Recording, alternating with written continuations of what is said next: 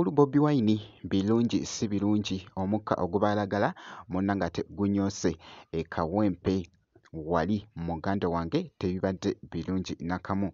Ku side yemu byengenda okubeera nga nkutuusaako ko maaso awo kwosaate ne Dr. Jose Chameleone naye munnangate mulina maaso awo kwosaate n'ebiri mu kutambula wali ku mwana muzi munnangate Palaso maaso awo ngenda kubeera nga njijo nabyo bampita Geminati nsinzira ku Geminati Yugi kansuke nkutegeeze nti nno kasitobeera nga tonava ku subscribinga osubscribinge kwosaate n'okulayikinga vidiyo. Kakati nno muganda wange Bobi Wine nga akyeyongera munnangate okutalaaga ebitundu eby'enjawulo.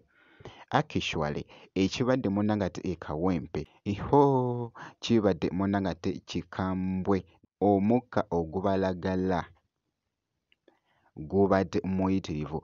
Omanyi okubeera nga actually oba nga wonaabeera ku washing bay nga bali mu kuba munnangate emmotoka amazzi.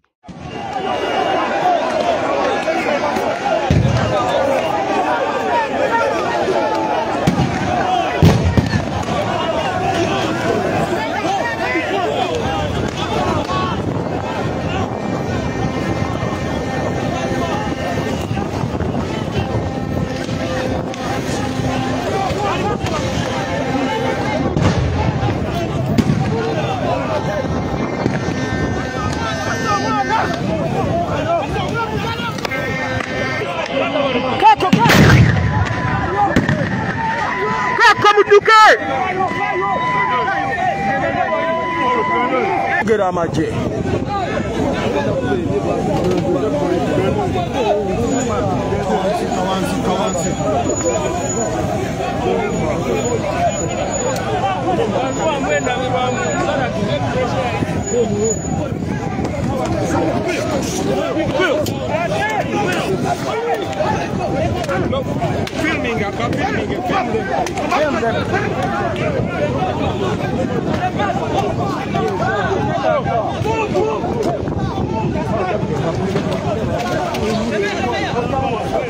Buli muntu nadduka munnange nga adda esaidi n'esaidi era nga boogeza ku munnange okulaba. Jjukira nti nno Bobi Wine era nga bw'olaba akatambyako abadde mu mmotoka wali naye ng'avuddeyo, so oluvannyuma ennyo amaze munnangate n'aba nga addayo munnangate munda, naye embeera munnangate bw'etyo bw'ebadde tebadde nnungi nakamu.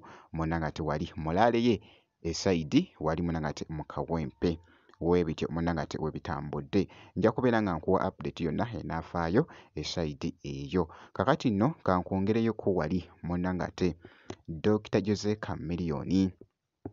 Dr. Jose Chameleone yavuddeyoko wali n'assaayoko ekifaananyi ekyo kibadde kikutte akati ku mukutu ogwa TikTok kwosaate Facebook, Instagram munnangate okwetooloola. Bannange yabadde wali munnangate nga ali mu tayimu ye esaidi. Kakati nno ku saidi y'emu waliwo mukwano gwe munnangate babadde ku kaawo nga bali mu kunyumyanyumyamu kaawo, oluboozi lubadde lukutte akati.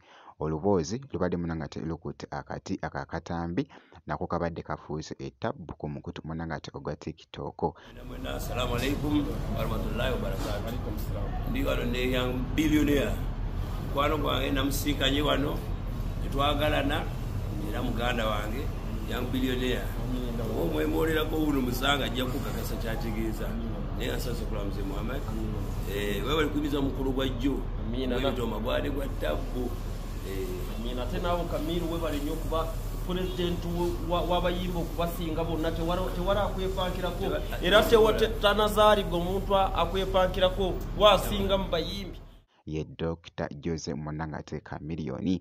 Ku saidi y'emu nga nkwongeddeyoko ku muganda we munnangate Palaso. Kakati nga ggwe weetaga munnangate kampuni ennungi egenda munnangate okujja munnangate mu mbeera ekuteeka munnangate mu mbeera ennungi. Kakati nno bagita munnangate highs. Yes, what's up everybody? Nze bampita Palaso, King of the East. Nga nzize okubagamba bakyali bange nsiiba mbajjukiza nti ebbula ly'emirimu mu Uganda lingi. Ebbula ly'emirimu lingi naye lingi kubanga abantu abamu bakozi ne tebalina connections.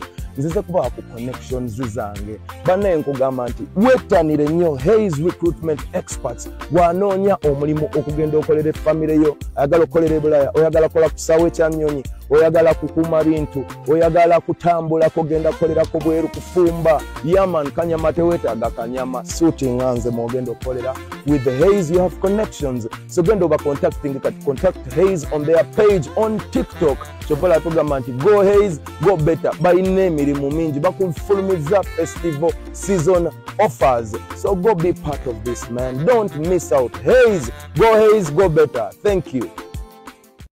Era nga Palaso wabadde agikonfaminga bw'atyo bw'abadde akakasa esayidi eyo sigenda kubeera nga ndwawo ku munnange ngenda kubeera nga nkwerekereza so ngenda kubeera nga nkomako mu maaso awo n'ebirala kakasa nti osubscribinga kw'osaati n'okulayikinga video.